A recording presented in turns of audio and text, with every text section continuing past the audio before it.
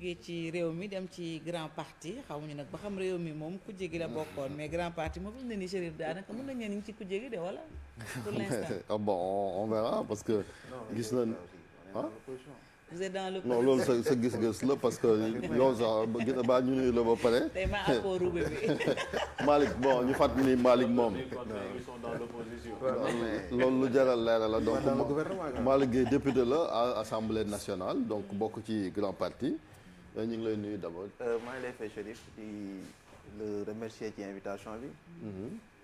léegi yow ba ki dem ba léegi bi gouvernement bi génnee nga commencé di def ay précisions ci li nga xamante ne mooy ànd bi yéen da ngeen di des ci opposition bi mais bi nga génnee dañuy lire communiqué bi nga xamante ne précision la bu grand parti daal di génne bu mënoon ko lire ci nasaraan après tekki ko. le grand parti porte à la connaissance de la presse. au niveau de la réalisation si on peut avoir en même temps.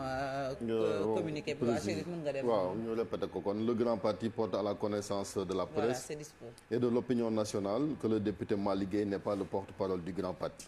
Toute communication de sa part n'engage pas le grand parti. La communication du grand parti est du ressort exclusif du porte-parole du grand parti qui s'appelle donc professeur El Hadj Diawara. ki signé kii bi nag moom mooy kon bureau politique bi ci bureau politique bi mi ngi tudd El Hadj Abdou Wade kon yow li nga wax yow la engagé wut grand parti. bon merci Chérif bon déjà xam nga c'est pas compliqué parce que man samay position depuis 5 ans sur dans la politique au Sénégal bon moi je pense que on peut me concéder le fait que bon am naa benn cohérence électron libre. non du ma électron libre. légitimité. non am naa au-delà de légitimité sax mais am naa une cohérence ci li may def ci politique. parce que man nii bu grand parti créé woo man maa tax parce que man bi ñu amee problème à l'AFP j'étais responsable des jeunes du parti j'étais en même temps conseiller technique du président de l'Assemblée nationale. bi ñu waxee le débat sur dañuy dem candidat 2017 j'ai convoqué les jeunes du parti laaj leen 256 délégués venus dans l'intérieur de toutes les régions du Sénégal je les ai écoutés pendant 5 heures de temps ñu ni ñoom dañu bëgg am candidat ma def résolution bi dem jox ko secrétaire général du parti Moustapha Niasse. boobu j'étais son conseiller technique. à l'Assemblée ma jël samay responsabilités dem këram jox ko ne ko mais jeunes yi ils veulent un candidat en 2017. il a pensé que man maa manipulé jeunes yi il me limoge le lendemain du cabinet dàq ma ci parti bi en fait bon à la suite Malick Gakou bon voilà on a créé notre parti dans lequel je suis maa jëli récépissé bi. yi bëri na trop de je. waaw non mais dama lay expliquer parce que on m'a. jeunesse bi lay indi Chérif. non c'est normal. parce que comme parti la kay. non dafa am organisation. ak ku nekk ak rôle am. non c'est que ñëwaguñ sax ci parti bi. c'est que li ma lay expliquer nii c'est pour que nga comprendre communiqué bi la. mais loin de c'est pas un égo quoi. mais dama la bëgg a wax ne la en fait li taxoon ñu créer grand parti c'était pour en fait apporter l'espoir parce que dañ doon wax naan nous étions partisans de l'avenir. xam nga boo demee ba retraité dem ba un bureau politique ña fa nekk ñëpp en plus de 70 ans nga poser une question d'avenir mais da ngay bàyyi jeunes yi ak sunu génération ñu wax parce que ñooñu la avenir bi gën a concerné voilà. donc problème boobu moo posé woon maintenant ñu créé grand parti bon c'est vrai moi je suis pas porte-parole du grand parti mais je suis directeur des structures du parti ñoom ñii di wax ñii ñëpp je dois les convoquer à un séminaire la semaine prochaine structure yi man maa ko dirigé man nekkuma fi naan je suis porte-parole je suis pas n'importe qui dans le parti. mais est-ce que directeur de structure aussi war na joxe kàddu kii bi est-ce que du porte-parole aussi bu ñuy wax comme li Cheikh wax parti aussi des Gaules aussi. dafa am organisation. non dafa am organisation mais communiqué bi kan moo ko signé. c'est le bureau politique. non ana par signature bureau politique bi. ana signature bureau politique bi quoi je veux dire le président du parti Malick Gakou tout ça. c'est-à-dire que il faut comprendre comment les partis fonctionnent. Aujourd'hui, bon, en réalité, tout le monde peut faire... Ça, c'est le logo. Moi, je l'ai dans ma machine. Je pourrais faire un communiqué. Joxe benn responsable. grand parti moom. mais organisation non dama lay wax. c'est-à-dire que organisation boobu nag. moo tax mais yéen ngeen war a def attention. parce que aussi non kii bu El Hadj Abdou Wade bokkul ci parti bi. waaw mais ci parti bi la bokk mais attends. mais ban sañ-sañ lu ko may sañ-sañ. mu signé commune waaw jël ingénieur ak logo parti. moo tax quand man je suis député à l'Assemblée nationale du parti. Je suis directeur des structures du parti. waaw mais non attends quand je dis que man son point de vue je l'ai défendu au niveau du parti parce que y a deux camps, il y a des gens qui voulaient aller au gouvernement. Moi je voulais pas, je l'ai défendu. Ñu génn, j'ai précisé que nous restons dans l'opposition. Ils ont voulu manipuler le secrétaire général du parti. Bon, je remercie Madame Malick Gakou. Non, je veux dire, je remercie le président du parti d'avoir compris qu'en réalité, on doit être un parti d'opposition. Maintenant, le problème qui se pose, ñi bëggoon dugg ci gouvernement bi maire bu leen neexee ñu bind communiqué yónnee ko dans la presse. da nga yaakaar ci Non, grand dama ne, parti c'est-à-dire que man li ma dafa am wax tey ñoo xam ne ci yoonu peut-être fekk Idriss Seck la ñu non nekk dama la wax ñu ne wax fii wax lépp fi am yow sa analyse sànq bi ngay wax dama doon noté parce que yow da ngaa wax lépp et puis ton analyse va nous servir pour l'avenir franchement yéen a ñu gën a xam affaire yi fuuf wax ji fi nekk. non non yéen ñi nekk kay yéen a ko. non franchement non parce que kii li mu wax. non man li ma comprendre mooy y a un malaise maanaam affaire gouvernement bi Au sein semé na benn malaise non, au sein en du fait, grand parti. man daal li ma la mën a wax mooy man en tant que directeur du structure du parti avant-hier rek bërki démb j'ai parlé presque avec tous les responsables départementaux les structures tout ça affaire yi mais ñii bon man mënuma leen a parce que boo jëlee ne léegi yaa une indiscipline nga bëgg ne Malick moo indiscipliné mais attends mais man au nom de quoi je veux dire laa war a mën a am benn indiscipline par rapport ak une position boo xamante ni bon déjà mais gouvernement yi dafa am beneen liste buy génnaat wala génn na pare. non xëy na c'est dama bëgg wax ñi ngi wax affaire non gouvernement mais gouvernement bi génn na pare mais bokkuñ ci gouvernement bi. mais c'est que position yi ay direction générale ak ay conseillers mais def naa dañuy xuus ci wax ko benn yoon mu jeex. na est-ce yu que des en tant quand que même. directeur des structures en tant que député da nga yaakaar ni tey grand parti dafa war a taxaw ci opposition bi wala boog. mën na dama ni man li ma wax continuer waxtaanam bi mu nekkoon ci coalition Idrissa Seck c'est-à-dire continuer collaboration avec Idrissa Seck. bon déjà coalition Idrissa Seck je pense que jeex na quoi waratul nekk débat quoi parce que li nga fi wax mënuñu wax lu ko ëpp. waaw mais yow sa wax lañu soxla Malick. non Xëy na bokkoon waaw ci man li ma wax naa ko assumé naa ko. léegi yow sa bos sa bos wax naa man mais wax naa Malick mënoo tënku quand même ci analyse u waaw Ablaye yow parce que Ablaye sa bos journaliste la en tant que directeur de structure et député. yow da nga non bokk tënkuma ci mais dafa c'est que xam nga damay leeral bu ma neexee ma jël en fait documentation mën nga ko jël fu ne donc attends su defee une analyse boo xamante ni ça peut me servir de corbeille pour man porter une position de principe mais attends lan laay wax li mu wax noonu mais bu fekkoon ne gars yi ñu nga fa ba Idrissa Seck di wax dañuy ñëw teg ci ginnaawam loolu mooy élément politique la bu fekkoon ne bu fekkoon gars yi ñu nga fa mais réew mi fan la teg le parti réew Idrissa Seck am 25 candidats qui ont renoncé jàppale ko sondage yi joxoon ko ay 3 xaw ma 4% mu dem am 20% parce que y a d'autres candidats qui sont man xam naa moi j'ai coordonné les élections dans le département de Mbour en tant que membre du grand parti donc la ma fa def dans ma commune j'ai fait 30% dans ma commune Ngékox j'ai fait 30% demal xool parce que j'étais responsable. bon en fait Chérif di wax tamit. non oui c'est ça quoi y a vraiment benn genre. non dama bëgg wax c'est que dafa prié lu bari quand même. non c'est que dama bëgg expliquer que bu fekkoon ne dañu dem dans une coalition au gouvernement mais Idrissa Seck xanaa bu jëlee conseil économique social dina jox benn allié benn ministère mais ñaari ministères yi réew mi moo ko jël. xanaa au minimum mais est-ce que ko contacté na leen comme ni mu def ak waa FDS. Ouais, non il a Il n'est contacté pas- pas Professeur Babacar Diop. non franchement man je ne peux pas être dans des confidences mais attends quand même on ne peut pas ne pas en parler quoi. mais Mais il y a des responsables de premier plan yu waxagum ni non. Pape Diop quand même il est important dans la coalition Amsatou Sidibé ñeneen ak ñeneen wax nañ nit yëguñu. parce que ñoom nee nañu dafa am ñoo xamee ni ay vrai alliés la mooy ñi nga xamee ne ñoo leen jàppale. ak wuuteeg ñi nga xam ne dañoo dem parrainage amuñu. ñu door a ñëw. c'est-à-dire affaire parrainage moom boo ko fi indee. non mais ñoom ñoo ko wax démb waa réew mi ñoo fi toogoon. ñoo fi wax loolu Idrissa Seck devait être éliminé au parrainage parce qu'il n'a pas eu cette région.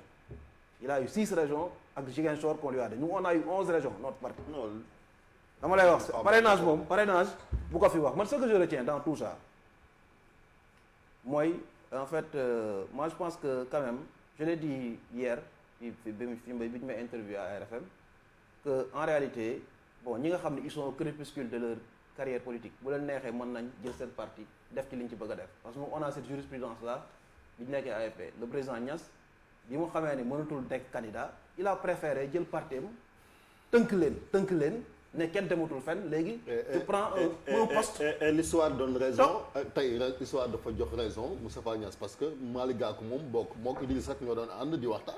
waaw non mais attends c'est que mais ñoo doon ànd di kon waxtaan. dafa mel ni la gars yi di wax gone day yëg ci kaw du gis mag. nekk ci man man principe yi laa lay wax principe yooyu man li tax may wax mooy principe bi ñu waxoon ak Moustapha Niasse bu ñu ci bëggee génn mais sama kàddu loolu wala sama kàddu mais su fekkoon ni man principe boobu sax man tey su fekkoon ni principe boobu kii kon peut-être bon position yooyu noonu duñ ko jël au niveau du parti donc on est resté sur les principes. mais Malick Gakou moom lan mooy position. waaw mais ngeen woo ko laaj ko ko. ah donc moo jiite grand parti dama la mën a wax. c'est le waaw mais patron du grand parti. xam nga problème bi mooy dama la wax. on l'entend pas parti baa ngi tas.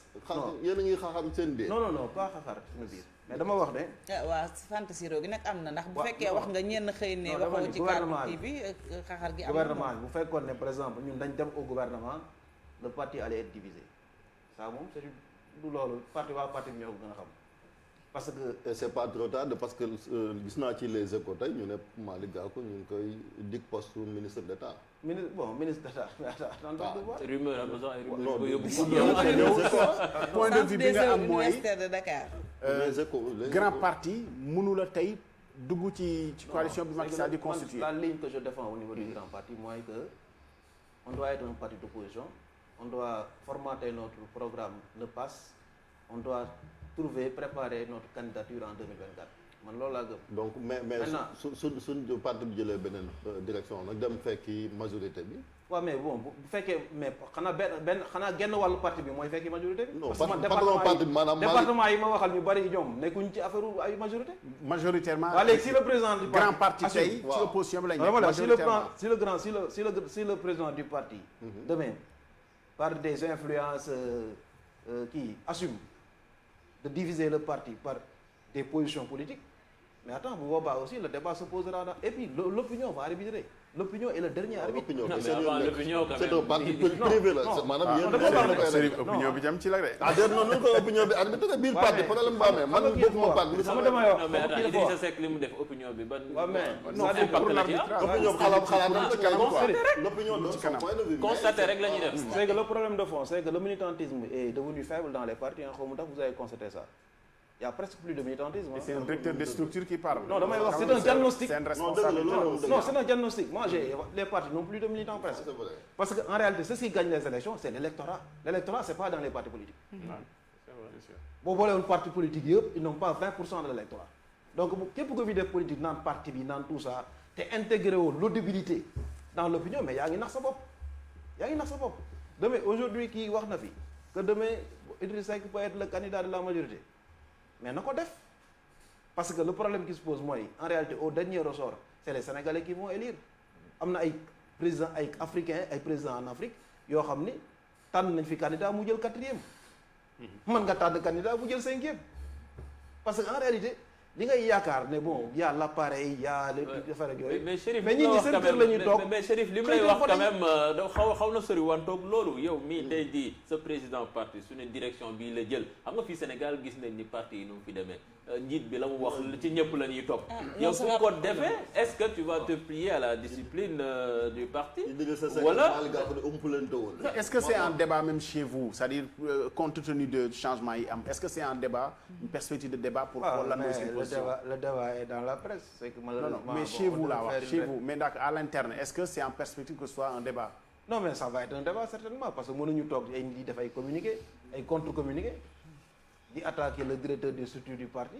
ah mais directeur bi tamit bu dee dafa jël décision Dafa jël- moom it en solo dem ci média yi di wax. defuma non xam nga Chérif dama lay wax xam nga ñoom li ñu war a vérifier mooy lan la Malick Gakou wax lan la Malick Gueye wax c'est que comme man Malick Gakou na def communiqué ne Malick Gueye li mu wax d'accord ma ci. su ko defee. non mais na ko def loolu bu ko defee en fait le parti va voir parce que le problème qui se pose mooy aujourd'hui systématisation bi ñuy wax. yow fi mel ay menaces voilées ngay. Non, je ne fais pas de menaces voilées. Mais les moi, je suis là pour le parti. Le parti, ce n'est pas le bureau politique. Les structures du parti, c'est les départements, les communes, les cellules, les comités. Nous sommes les structures du parti. Moi, nous la diriger dans le parti. comme y a un appareil bi quoi. Non, bon, man ko waxee non. Mais dama la wax ne la, ça veut dire qu'aujourd'hui, ku ci nekk na nga assumer ses responsabilités et puis conséquences aussi ñu boole ko lii les conséquences. Bu fekkee ne aujourd'hui situation bi ni mu demee nii dañ bëgg a xar grand parti mais bon malheureusement nañ ko def xool parce que ça va nous mener où ñun on a c'est cohérent que ñu am un programme on a été recalé au parrainage mais ñu defaraat suñu parti préparer locales yi dem am ay représentation dans les localités préparer les élections kii yi ñëw préparer les élections présidentielles parce que de toute façon ministre léegi ña ko nekkoon ñëpp ponkal yëpp génn nañ ñu ngi ci biti maintenant la leen génn na xaw ma ndax waa ji dafa waxtaan ak ñoom ne leen mënatuma dem leen uti dara ndax kenn ci yéen gagné on ne sait pas kenn xamul donc li Olof Ndiaye di wax naan buy taw kenn mélange mais loolu la da ngay bàyyi parce que la situation politique au Sénégal ne rime pas à une lisibilité boo xam ni da nga war a ñëw tënk sa bopp ni rek jaay sa bopp nit ki booy jaay sax nga xam ñaata lañ lay jaayee ñaata ngay jar. waaw mais Malick lii. non c'est que loolu la quoi man je parle de l'analyse de profondeur au niveau du parti. waaw mais te ñoom li may wax ñoom xam nañ sama position au niveau du parti. bureau politique xam nañ sama ligne man. waaw mais lii tamit est-ce que newul lii tamit est-ce que newul day wane ni que suñu parti amuñ benn idéologie seeni alliances yi c'est des alliances de circonstances. parce que tey jii yéen a ngi ñëw ànd ak koo xam ni. ci moom ngeen wékku woon moom ngeen bëggoon fal président tey jii même pas quelques mois mu andi doxalin bi. non c'est pas une structure IDI 2019 c'est pas une entité. C'était hétéroclite, non c'était homogène, une coalition de circonstances et une coalition c'est pas une coalition politique c'est une coalition électorale.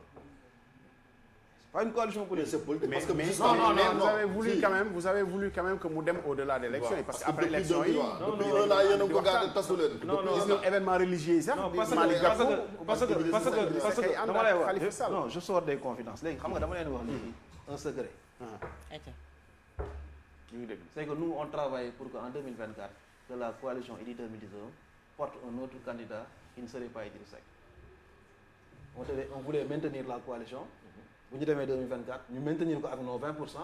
On choisit parmi nous quelqu'un qui va. Ça c'était avant que Idy ne rejoigne le gouvernement. Ah yéen kay dama ni c'est que dama ni loolu moo doon logique bi. loolu moo ñu fay tey. loolu moo ñu fay tey moom il avait dit que 64 ans bu ko amee du defati politique. ah mais il avait dit. mais yéen da ngeen jëloon yéene da ngeen am mais yéene changé ko est-ce que du loolu la Idy dégg aussi. il aura 65 ans. il aura 65 ans léegi 2024 ñëpp jàppale nañ ko. gars yi bu leen neexoon ñu bañ koo jàppale nous dans notre parti am na ñenn ñu woon bu ñu jàppalee Idrissa Seck nañ jàppale Sonko mais am na ñenn ñoo xam dañu woon bu ñu dem élection am na ñenn ñoo xamante ni dañu woon nañ dem jàppale Macky Sall kon lii bu mu leen bett ay communiqué pour dugg ci gouvernement mais parti politique loolu la ku nekk say point de vue maanaam en fait da nga koy exprimer da nga koy wane sa comportement da nga koy wane say relation da nga koy wane say kii maintenant dafa am ñenn ñoo xamante ne en fait je veux dire c'est les lieutenants et les soldats du parti ñoom ñooy téye parti bi en fait pour sauver l'intérêt général du parti parce que man en réalité bon su fekkoon ne dañuy wax rek man mënoon naa dem jéem a manipuler kii Malick Gakou man ma dugg ci gouvernement bi. yow député nga non dama lay wax c'est-à-dire que mais lan la député yi dugg ci gouvernement boo ñëwaatee tu reprends ton poste de député il y a une loi à l'Assemblée nationale pour ça n'est-ce pas. Donc le problème ne se pose pas combien de. place Khalifa Sall nga jël. Non, j'ai pas pris la place de Khalifa Sall. Non, jamais. Non, bin ko dajee Assemblée nationale. Non, j'étais Chérif bàyyi ko mu leeral acca ñëwoon. Non, amul leeral loolu kay bin Khalifa ci nga. Non, j'ai pas pris sa place. Moi, j'étais sur une liste nationale. Sur une liste nationale, il y a pas de suppléance. Attention. Mais dafa yéeg bu non, il y a pas de suppléance sur une liste nationale. C'est une liste. Parce que non, bu xam nga boo demee yaay suppléant Khalifa Sall. Non, bu ndaaxoon Khalifa doo nekk député. Non, bu keneen en fait man bi élection yi génne on nous avait crédité de 16 députés. Sama kër dafa fees dal du ñu may félicité. Élection bi mu génnee les premiers résultats yaa ngi dégg donc dama lay wax c'est la position déjà li ma yóbbu 9e position loolu moo ma def député attention. mais parce que c'était pas facile d'être 9e sur la liste. mais est-ce que bu Khalifa desoon nga nekk député. xam nga la parce que am na beneen débat. ay xalifistes di ko wax ne ku mel ni Déthié Fall par exemple li tax nekkul ministre mooy justement bëggut moom it bàyyi place bi au niveau de l'Assemblée nationale su ko defee xalifistes yi tamit ñëw bokkoon na ci deal. Déthié c'est un ami c'est un vraiment je sais que bon du loolu. lan la.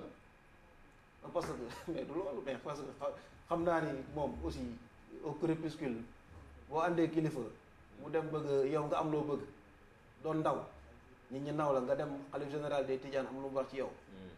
nga am ngay sàmm looy sa contenu mais xanaa nag mais booy dem ci armeel dugg ci biir xanaa doo dem suulaale parti bi suulaale peut-être moom.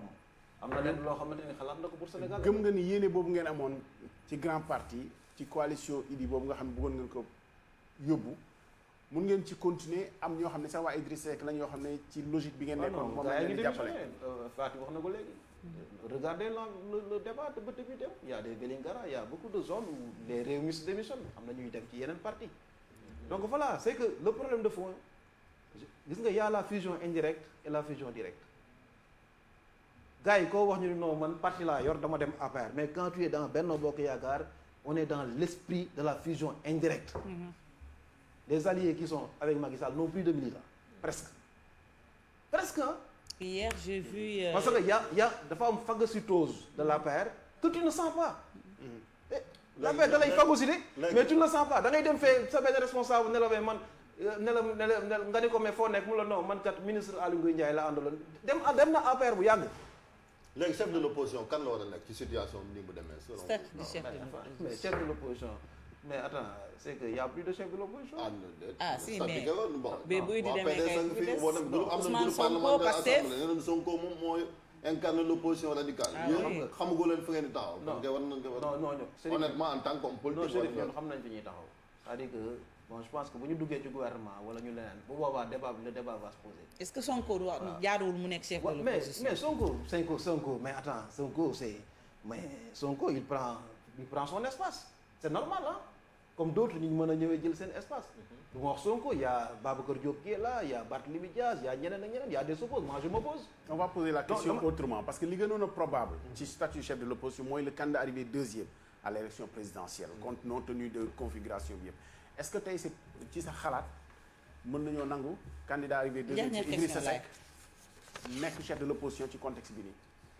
waaw mais Idrissa Seck assumer statut bi. xam nga Idrissa Seck il veut plus être chef. Idrissa Seck il n'est plus dans l'opposition. Pour être chef de l'opposition il veut être dans l'opposition. Très bien. Donc moi je pense que loolu aussi cohérence de discours la quoi. Très bien. Maintenant le problème c'est que je pense que l'avenir va nous édifier. Parce que en politique il faut jamais insulter l'avenir. surtout mooy li Ablaye wax rek analyse. Gakou 2024. wala Khalifa ci loolu ngeen di liggéey yéen. Bon je dirais grand parti 2024. grand parti 2024. Malick Mbiré ji coup d'état Gakou lay jox. non Chérif loolu Gakou c'est bon. non Gakou c'est bon. mais nag xam nga ni fi mu ne nii carte gi jaxasoo na kam il faut l'avouer carte gi jaxasoo na gis carte gi jaxasoo na. non réerawuñu c'est que dafa am ay kii rek parti yi xam nga c'est pas facile nag. et puis Chérif kër sax boo ko yoree bon des fois nga am sa benn doom bu génn wax la loo xamante ni boo dee kilifa da ngay jëlale quoi wala nga dégg benn saaga. mais yow leer na ne Idrissa Seck layewu ko biir li mu lijjanti nii. li mu lijjanti. waaw waxtaan bi ak Macky Sall leer na la ni layewu ko biir Malick Gakou. waaw non mais en fait je pense que Malick mooy position bi mu nekk mënul bañ a yëg li Idrissa Seck doon def. lan moo ci nekkoon xalaat ànd wala bañ a ànd. mais bañ a ànd évaluer la xool aussi avantages et inconvénients xool l'avenir du parti également xool le parti xool les problèmes dans l'avenir. en tout cas xool la situation du parti xool ñi ci d'accord ban poids la ñu am. tout ça yooyu yëpp. c'est des analyses. bon complémentaires. qui nous permis de très bien Idi tàggoon na avant muy dem tàggoon na leen. c'est ça. askan bi daal seeni xob lañ yore te gis nañ quand même bi réew mi demee ci gouvernement bi moom xam na ci dara gis nañ ay nit yoo xamante ne si peut-être dañu sa bëggoon trop Idrissa Seck parti mais dañoo commencé di désabonné ci compte yi te ñoom ñoo nekkoon di ko defal campagne et tout donc voilà quoi nañ suivre ba xam ñu